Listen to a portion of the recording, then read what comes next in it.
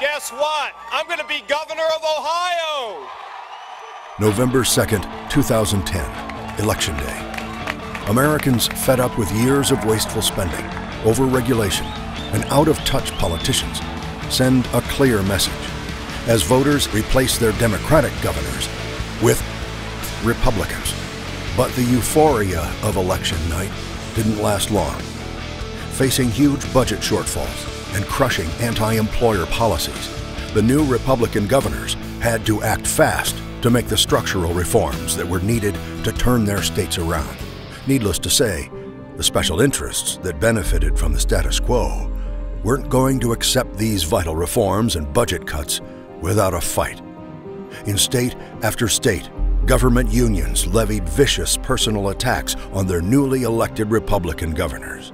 The new governors were ultimately successful in enacting most of their reforms and budget goals, but there's no doubt they expended political capital in the short term to achieve sound policies that will bear fruit in the years to come.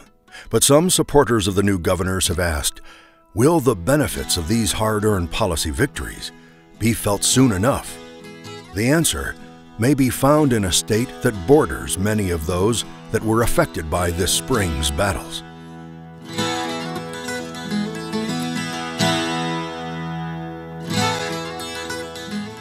In contrast to so many new Republican governors who have spent this year making the tough decisions that their predecessors refused to, Governor Mitch Daniels took on that challenge when he took office in January 2005. On his first day in office, in an effort to get state finances under control, Daniels decertified all government employee unions. Daniels also signed legislation that cut $250 million in state spending and renegotiated 30 different state contracts for a savings of $190 million. Future annual spending growth was cut in half. Daniels was putting Indiana's financial house in order and planting the seeds of a healthier economic environment. He created the Indiana Economic Development Corporation, which would actively and aggressively recruit businesses to the Hoosier State. We said from the very beginning we were going to structure our entire administration to create an environment that was friendly to those who would like to hire Hoosiers. And we said to our fellow citizens, government doesn't create jobs. At its worst, it can drive them away. At its best, it creates the conditions whereby men and women of enterprise create jobs for wealth for each other. Of course, like some of the new GOP governors of 2011, Daniels paid a short-term political price for taking on the status quo. After handily defeating incumbent Democratic Governor Joe Kernan 53 to 46% in November 2004, the first time an incumbent governor had been defeated in Indiana since 1894. Daniels' approval rating had fallen 18 points to 42% by May 2005. In our state, we hadn't seen much change of any kind on the fiscal front or any other front for a long, long time. And so it was a little unsettling to people, I think, when our administration hit like a hurricane and made, many people said, more changes in the first 6 months than the state had seen in the last couple decades. Meanwhile, Democratic governors and lawmakers in neighboring states like Michigan and Illinois continued to enact policies that were openly hostile to job creators. Indiana and its chief recruiter, Mitch Daniels, were only too happy to take advantage of their neighbors' hostility toward job creators. Between 2005 and 2008, 485 businesses, including major automotive manufacturers like Toyota, Honda, and Cummins, pledged to invest $14.5 billion in Indiana and create more than 60,000 new jobs, thanks in part to the government reforms and pro-growth policies he pushed during his first year in office. Daniels was able to overcome his temporary drop in approval ratings and win re-election in a landslide in 2008, a year in which Indiana voted for a Democratic presidential candidate for the first time since 1964. The lesson I think we've derived now, looking back a few years later, is that people are fair and they're willing to watch and evaluate results. They're willing to take in new information.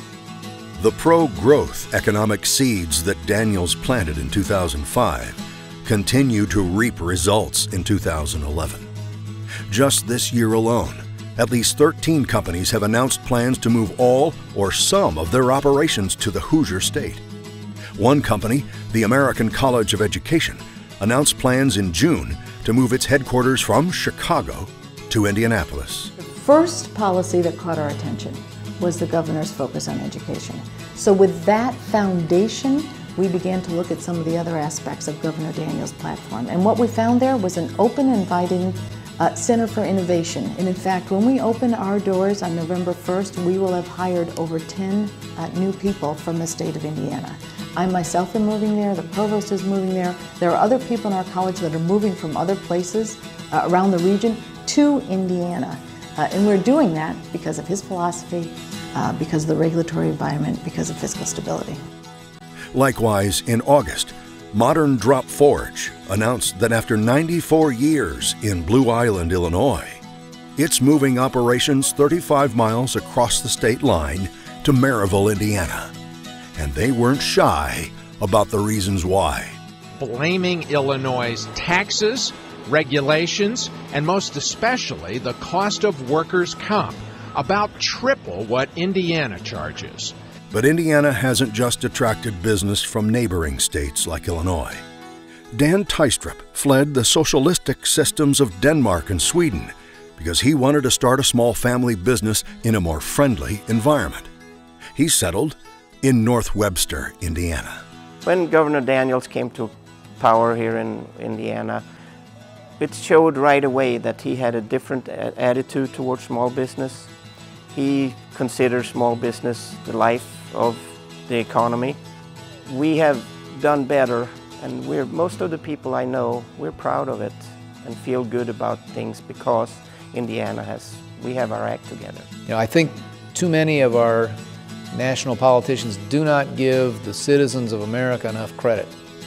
And I predict that this tremendous crop of new Republican governors out there, as they make these allegedly difficult and risky decisions, will be richly rewarded because people understand the need to prioritize and to live within the taxpayers' means, and they will wait and watch and reward results which will come from it.